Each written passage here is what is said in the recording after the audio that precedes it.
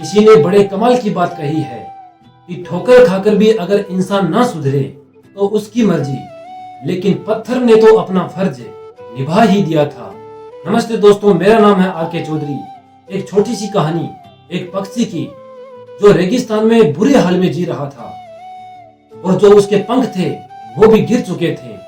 वो एक ऐसी जगह पर था जहां ना तो पीने के लिए पानी था और ना ही वो उड़कर कहीं जा सकता था और ना ही कुछ खा सकता था। ऐसा लग रहा था जैसे वो अपने जीवन की अंतिम सांसें गिन रहा है। अभी उसने आसमान में उड़ते हुए गरुड़ जी को देखा।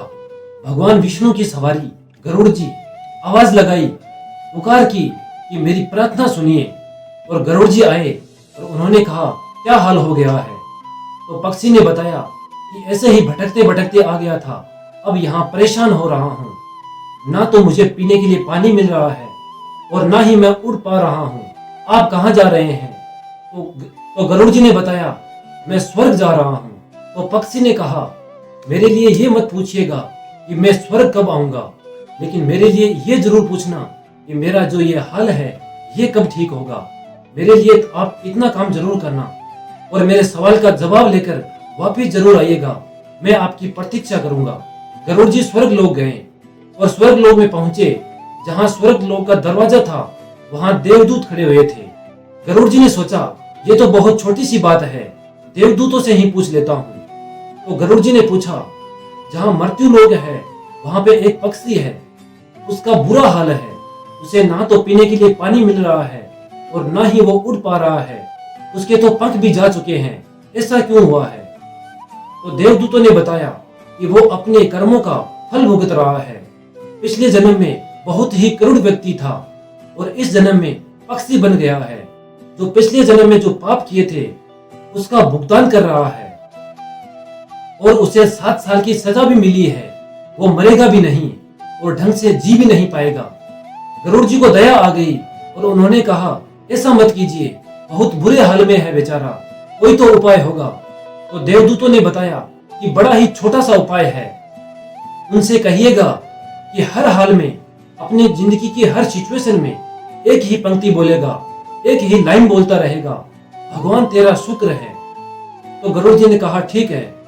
गरुड़ जी वापिस पहुंचे मृत्यु लोक में और सबसे पहले उस पक्षी के पास गए, उसके सवाल का जवाब लेकर, और उससे कहा कि तू हर हाल में कहना, भगवान तेरा शुक्र है। पक्षी के पास कोई और ऑप्शन तो था नहीं, कोई और चारा तो था नहीं। तो कहा, जरूर।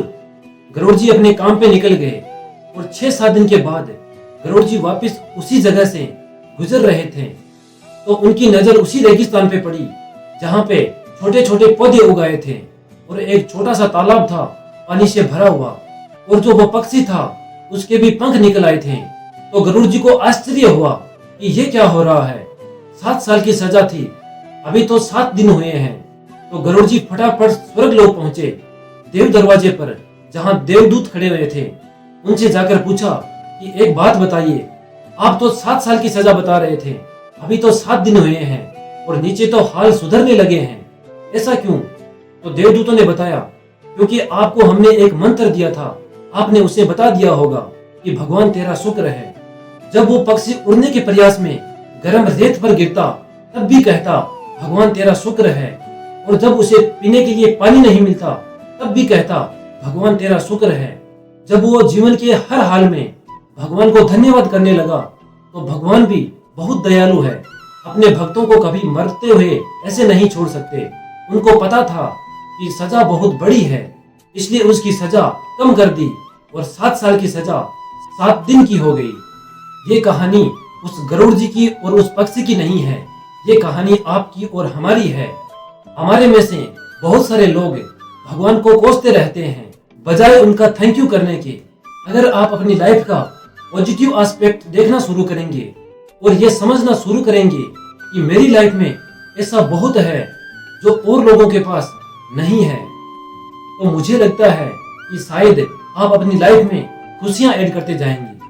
और मान लीजिए आपका सर दर्द हो रहा है तो भी आप कहिए, भगवान तेरा शुक्र है, सिर्फ सर दर्द ही हो रहा है, बुखार नहीं आया, तो भी आप अपने जीवन का एक पॉजिटिव एस्पेक्ट देख रहे होते हैं। जीवन में सकारात्मकता का साथ कभी मत छोड़िए, क्योंकि जो उम्मीद का साथ छोड़ देता है जिंदगी उसका छाड़ छोड़ देती है। और हमेशा की तरह वही बात कहूंगा जो आपसे अक्सर कहता हूँ, ऊपर वाले के आशीर्वाद के साथ, अपनी सच्ची मेहनत के साथ और अपनों के प्यार के साथ कर दिखाओ कुछ ऐसा कि दुनिया करना चाहे आपके जैसा।